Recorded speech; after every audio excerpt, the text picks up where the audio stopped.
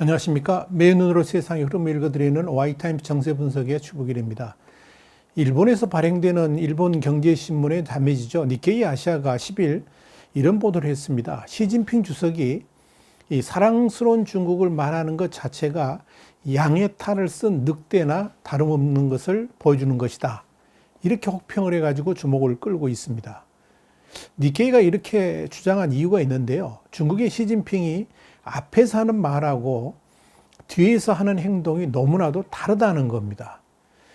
지난 5월 하순에 시진핑은 최고위층들이 모인 자리에서 중국이 대외적으로 겸손과 신뢰 그리고 사랑과 존중이라는 이미지를 만들 수 있도록 노력해야 된다라고 말을 했는데요. 이 소식을 들은 많은 중국 전문가들이 시진핑의 이번 메시지로 인해 가지고 중국의 악명 높은 이 늑대 전사 외교, 전랑 외교가 부드러워질 수도 있지 않겠느냐, 이런 희망 섞인 전망을 내놨다는 겁니다. 그런데 그런 이 작은 긍정적 전망은 불과 며칠 지나지 않아서 사라져 버렸습니다. 그렇게 만든 이 또한 시진핑입니다. 지난 5월 31일 중국 공산당의 최고 지도자 25명이 모인 정치국 회의에 상하이 푸단대학의 국제관계학과 장 웨이웨이 교수가 유일한 강사로 초청이 됐는데요. 그 자리에서 그는 어떤 말을 했는가 하니 중국의 정치 지배 구조 모델이 서구 국가들의 제도보다 우수하다, 이렇게 역설했다는 겁니다. 그러면서 중국의 발전과 성공은 실력 위주로 유능한 지도자를 뽑는 공산당 일당 통치에 기인한다, 이렇게 주장을 한 겁니다. 그러면서 그는 서구 사회의 정당 정치와 선거의 비효율성을 강하게 비판했습니다. 한마디로 이 중국 체제의 우월성을 말하면서 이 중화민족의 우수성을 중국 공산당의 최고 지도자들에게 설파한 겁니다.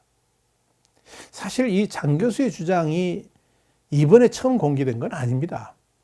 시진핑이 주석 자리에 오른 지 1년 후인 지난 2013년 말에 설립된 푸단대의 중국개발 모델 연구센터는 중국 고유의 통치 모델이 갖는 우수성을 개발해가지고 중국 공산당 체제의 영속성을 보장하고 이걸 기반으로 체제 선전하는 그런 밑거름이 되어 왔습니다. 한국에서 와서도 강연을 했었는데 저도 들은 바 있습니다.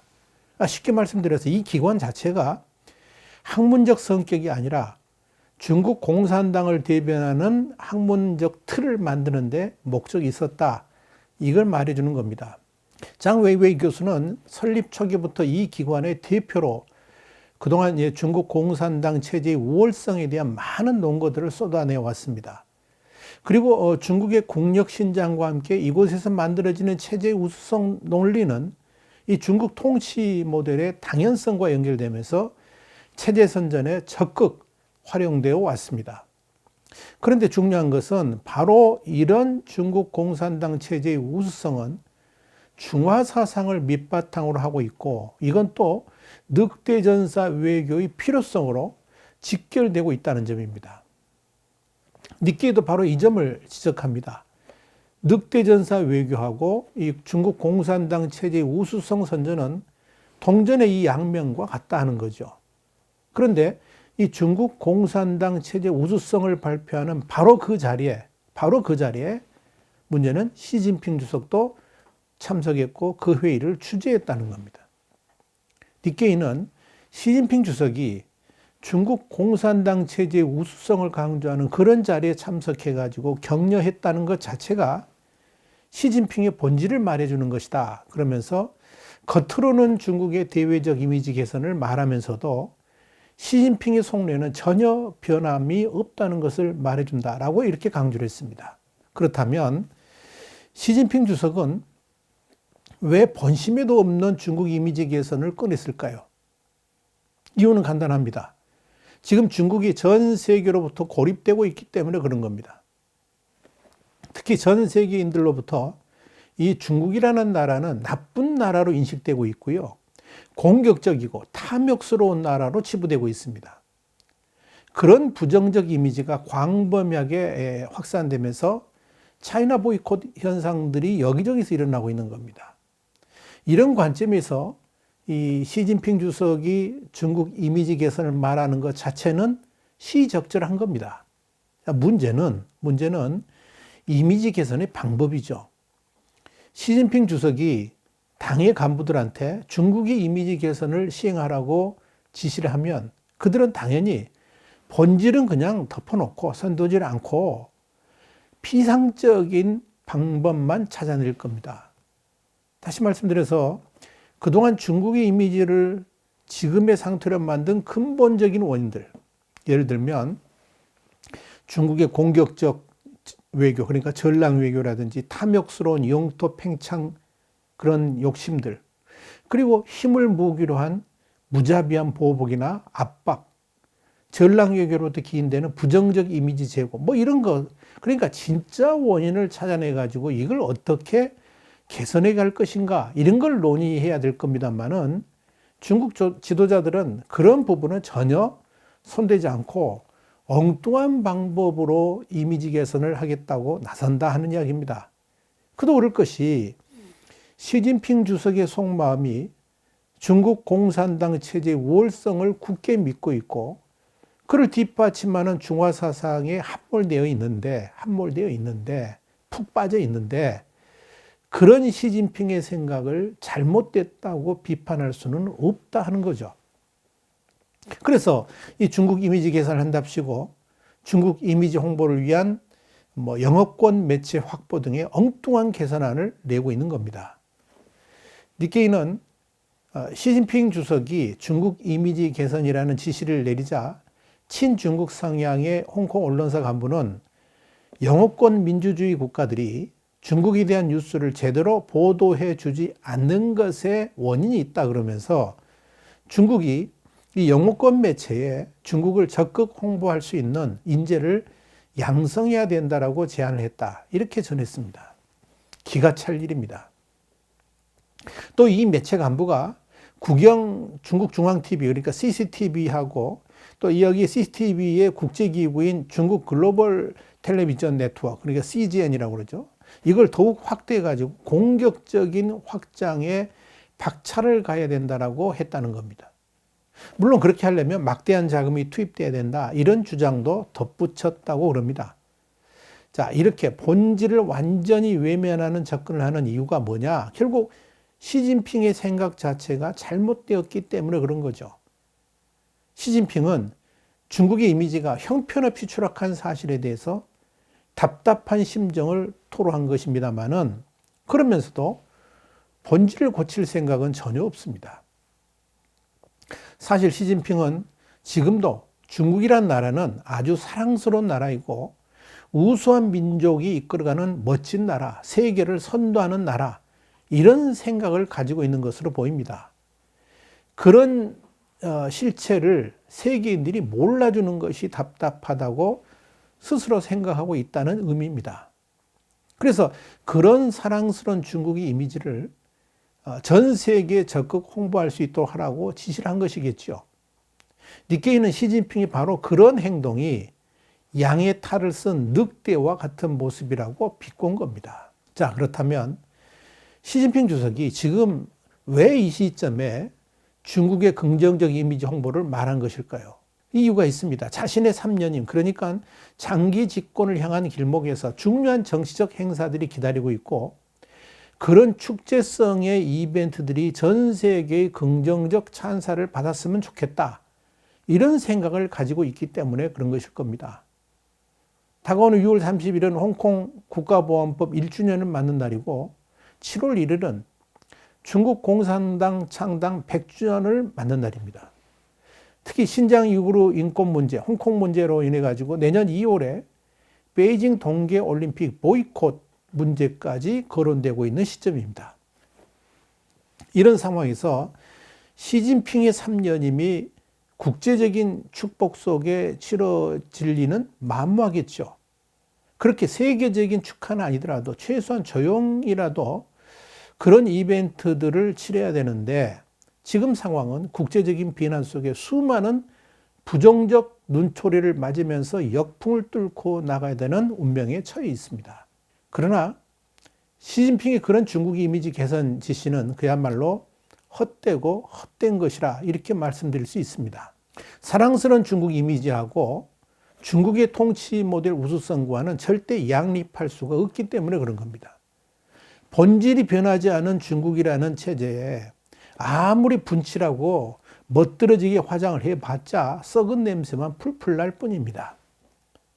니케이는 익명을 요구한 한 중국 지식인의 말을 인용해가지고 이렇게 기사를 썼습니다. 중국 공산당의 전 지도부가 장 웨이웨이 교수의 체제 우월성 이론을 듣기 위해 앉아 있었다는 것 사실 자체가, 그런 사실 자체가 엄청난 역풍을 불러올 것이라 그러면서 이건 분명히 서방 세계에 잘못된 메시지를 보낼 위험이 크다 이렇게 말했습니다. 그러면서 그는 그렇기 때문에 바이든 미국 정부와 서방 세계가 더욱더 중국 체제 확산을 막기 위해서 최선을 다할 것이다 그렇게 주장을 했습니다. 저도 동감입니다. 특히 이번 중국 공산당 지도부의 행태는 영국에서 열리는 G7 국가 정상회의 식탁에 아주 안주감으로, 최적의 안주감으로 등장할 수 있을 겁니다. 왜 서방 세계가 중국이라는 나라를 제어해야 하는지, 왜 민주주의 국가들이 반중국 전선으로 뭉쳐야 되는지, 그 논거를 중국 스스로가 제시해 줬다고 봐도 그렇게 과언이 아니다 하는 이야기입니다. 그런데 말입니다. 이 중국 공산당 최고 지도부가 모두 참석해서 들었다는 푸단대 장 웨이웨이 교수의 중국 체제 우월성 강의는 중국 내에서도 거센 반발을 불러왔습니다. 한 네티즌은 국민들이 그를, 그러니까 장 교수를 고시, 그러니까 국사라고 칭찬한다면 나라의 미래는 위험한 것이 될 것이다. 이렇게 말하면서 그는 단지 늑대전사 같이 지도층들의 귀에 그저 좋은 이야기만 하고 있을 뿐이다. 이런 글을 올렸습니다. 그래서 큰 반향을 불러왔습니다. 중국의 인터넷에서 이런 글이 퍼지게 된 것은 중국 내에서 시진핑 주석이 결정을 한 것에 대해서는 비판을 못하게 되어 있습니다. 이건 금기시되고 있죠. 그리고 처벌 대상입니다. 그런데 학자들을 비난하는 것은 문제가 없기 때문에 그런 글들이 퍼질 수 있었던 겁니다. 그런데 푸단대의 장 교수를 비판한다는 것은 사실상 시진핑 주석을 간접적으로 비판하는 것이지만 교묘하게 그 틈새를 네티즌들이 파고들고 있는 겁니다. 이렇게 장 교수에 대해서 비판적인 글을 올린 사람들은 시 주석과 주변 사람들이 사랑스러운 중국을 부르짖으면서 늑대전사 학자를 칭찬한다 그러면 그들의 행동은 서방 국가들과 시비를 거는 것이나 다름없다. 그러면서 심각하게 우려하고 있다 하는 이야기를 전했습니다. 중국 지도부가 중국의 긍정적 이미지 홍보를 위한 타겟을 엉뚱하게 잡은 것도 문제입니다. 그런 체제 홍보를 외국뿐만 아니라 국내에서도 대대적으로 진행하기로 했기 때문에 그렇습니다.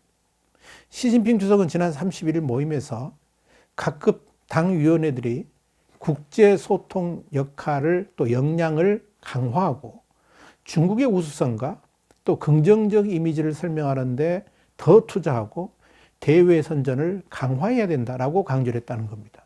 시진핑은 또 국제회의와 그리고 주요 해외 언론을 통한 정보 전달의 중요성을 부여하고 중국 문화의 해외 확산을 대규모로 촉진하겠다라고도 했다고 합니다.